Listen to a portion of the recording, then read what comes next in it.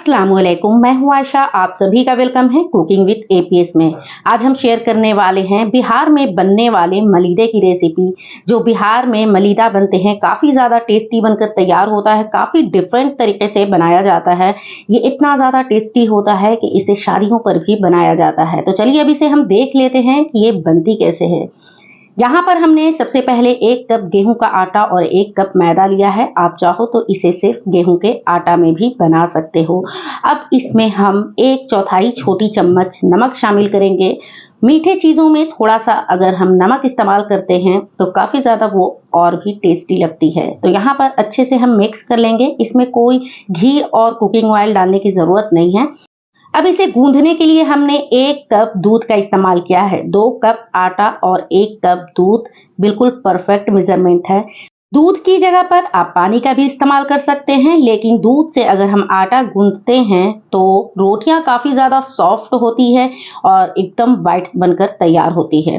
तो यहाँ पर आटा को बिल्कुल हमने सॉफ्ट गूंथ लिया है। जो हमने 1 कप दूध का इस्तेमाल किया था वो पूरा यूज़ हो चुका है। अब इसके ऊपर हल्का सा हमने घी लगाकर इसे रेस्ट के लिए 15 मिनट के लिए छोड़ देना है। जब तक ये रेस्ट में होता है तब तक यहाँ पर हम चाशनी तैयार कर लेते हैं। तो यहाँ पर हमने 1 कप शक्कर 1 कप पानी डालकर चाशनी तैयार कर लेना है। इस चाशनी को तैयार करने के लिए फ्लेम को मीडियम रखना होगा और आप देख सकते हो शक्कर काफ़ी अच्छे से मेल्ट हो चुका है। तो इस तरीके से शक्कर और पानी अच्छे से मेल्ट हो जाए और चाशनी का जो कंसिस्टेंसी है वो चिपचिपा होना चाहिए, कोई तरह की तार नहीं बननी चाहिए। अब इस पॉइंट पर हमने फ्लेम को लो कर दिया है। 1 छोटी चम्मच सौंफ, 1/4 छोटी चम्मच हमने हरी इलायची का पाउडर इस्तेमाल किया है और यहाँ पर केवड़ा एसेंस का कुछ ड्रॉप 2-3 ड्रॉप इस्तेमाल किया है। अच्छे से मिक्स कर लेंगे। अगर हरी इलायची का पाउडर नहीं है तो इसकी जगह पर इलायची के दाने निकालकर आप उसे कूटकर डाल सकते हैं।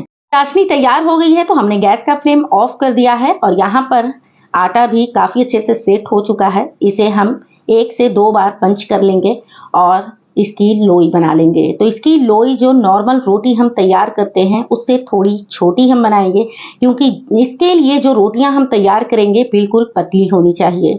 जितना भी आटा हमने गूंधा था सभी के पेड़े हमने तैयार कर ली है। अब इसे नॉर्मली जैसे हम रोटियां बेलते हैं उसी तरीके से इसे हम बेल लेंगे। तो भटूरे का जो साइज होता है उसी के बराबर हम इसे बेल लेंगे। इसी तरीके से सारे लोई को हम बेल लेंगे और सब बिल्कुल इक्वल होना चाहिए, मतलब कि सारी रोटियां बिल्कुल बराबर साइज का ही हम बेलेंगे। तो यहाँ पर दूसरी रोटी भी हमने बेल ली है। इसी तरीके से आप सारी रोटियों को एक बार में ही तैयार करके रख सकते हैं, एक दूसरे पर हल्का सा आटा लगाकर। अब यहाँ पर हमने देसी घी का अप्लाई किया है रोटी के ऊपर। हल्का सा घी लगाना है और इसके ऊपर दूसरी रोटी रख देंगे। तो इसलिए हमने कहा है कि रोटियों को बराबर बेलनी है। इस तरीके से आपको सेट करना है। किनारियों को हल्का सा उंगली से दबा देंगे। इस तरीके से अगर किनारियों को हम दबा देते हैं तो रोटियां अलग नहीं होती है। तो अब हम इसे बेल लेंगे। तो इसके ऊपर हमने सूखा आटा ले लिया है। हमने यहाँ पर मैदा का इस्तेमाल किया है। आप गेहूं का आटा का भी इस्तेमाल कर सकते हैं और इसे हम बेल लेंगे। तो इसे हम बिल्कुल पतली बेलने वाले हैं। तो यहाँ पर बेल लिया है। इसे आपको हम दिखाते हैं कि इसे कितना ज़्यादा हमने पतली बेली है। अब इसे दोनों हाथों से हल्का सा झाड़ते हुए फैला भी लेंगे और इस तरीके से करने से इसके ऊपर जो सूखा आटा लगा रहता है वो भी निकल जाता है। तो चलिए अब इसे हम सेक लेते हैं। तो तवा गरम करने के लिए हमने पहले से रख दिया था। हाई फ्लेम पर तवा हमने गरम कर लिया था और इस पॉइंट पर हमने फ्लेम को मीडियम कर दिया है, क्योंकि इस आटा को गूंथने में हमने दूध का इस्तेमाल किया है। तो रोटी के ऊपर कलर भी बहुत अच्छा आता है और जल्दी भी आ जाता है। तो इसके ऊपर हल्का सा कलर चेंज हो गया है तो इसे हमने पलट लिया है और आप देख सकते हैं कि रोटी के ऊपर कितना प्यारा कलर आया है। तो इसे हम सेक लेंगे। यहाँ पर कपड़े से आपको सेकना है और इस तरीके से सेकना है कि इसकी किनारी को हम सेकेंगे ताकि इसकी किनारी के ऊपर कलर आ जाए, कच्चापन बिल्कुल ना रहे। तो आप देख सकते हैं कितने अच्छे से ये रोटी तैयार हो गई है। इसी तरीके से सारी रोटियों को हम तैयार कर लेंगे और आप देख सकते हैं यहाँ पर हमने सारी रोटियों को तैयार कर लिया है। अब इसे एक दूसरे से अलग कर लेंगे। तो देख सकते हैं ये कितनी ज़्यादा पतली बनकर तैयार हुई है। ये देखिए दूसरी भी हम अलग कर लेंगे, कितना आसानी से अलग हो जा रहा है। तो इस तरीके से अगर मलीदे के लिए आप रोटियां तैयार करते हैं तो बहुत आसानी से बहुत ज़्यादा क्वांटिटी में मलीदा आप बना सकते हैं।